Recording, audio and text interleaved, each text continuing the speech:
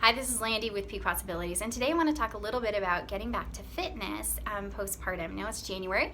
Many of us have fitness goals that we want to get back to and that we want to reach. And so once you've had a baby, and if you're newly postpartum, then you have to be a little bit more mindful going back to exercise. Now this isn't saying that you can't go back to exercise, because I truly believe that you can, but you have to make sure that your body is ready. And some women's bodies will be ready before others, and that's just the way we kind of heal each individually. So the first thing that you really need to kind of wait for is that 6-week postpartum mark. And most doctors are saying 6 weeks postpartum before you're jumping back into heavy exercise. There's a reason for that. Your body does need to heal from this major event of childbirth.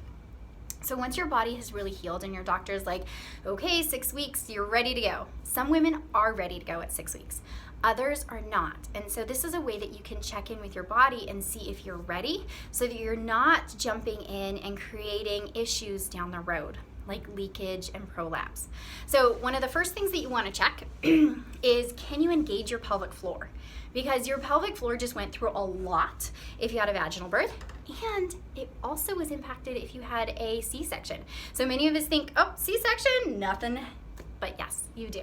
And so with a C-section, when they are pulling baby out, what are they pulling against? Your pelvic floor. Just pregnancy impacts your pelvic floor. And so the weight of baby, all the relaxin, everything that's going on does impact your pelvic floor. So just being pregnant, you can have issues with your pelvic floor. So first thing you want to do is make sure that you can engage your pelvic floor. So try it with me. I want you to inhale and feel your pelvic floor relax. Can you do it? Can you feel it?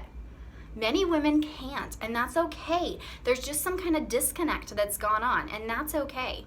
We can get that reconnected so that you can feel your pelvic floor. Okay, so inhale. Can you feel it relax and lower? If not, just take note. There's something going on. Now I want you to exhale. Can you feel your pelvic floor lift and engage? If not, there's a little disconnect. We got to figure out what's going on. And so if you cannot connect with your pelvic floor, do not go jumping back into exercise, because you have no body awareness for where that pelvic floor is. And so you don't know if you're creating increased intra-abdominal pressure that is going to cause prolapse and leakage. So first, you need to make sure you can get your pelvic floor engaged.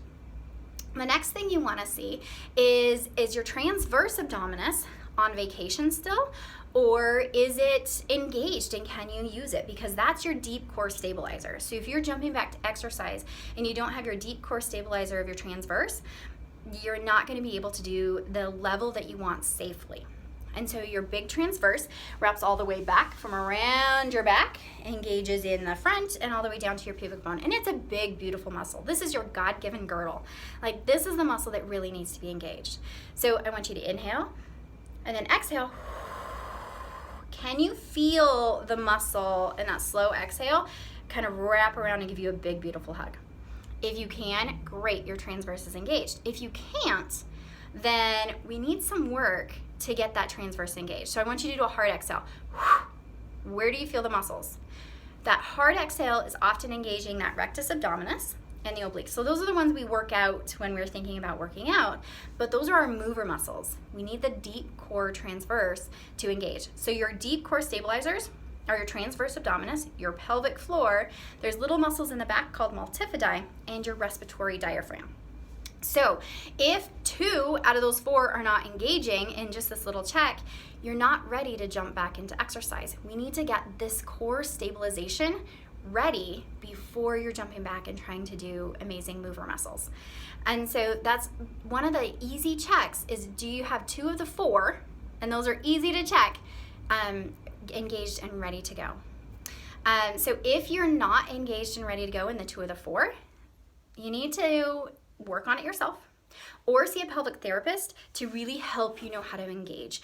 And that's a big thing, because if you come and see me, I can give you external supports and cues to help you really feel the muscle. And often in just one session, we can get you feeling those muscles and going, whoa, okay, now I can feel the difference in the stability. So if you want a little bit more information, I do have a free ebook. The link is down in the comments, so you can go ahead and download that. It goes through different tips and things that you need to have before you're ready for exercise and how to start engaging in exercise. If you have any questions, please let me know. It's Lady Peak with Peak Possibilities, and I'll talk to you soon.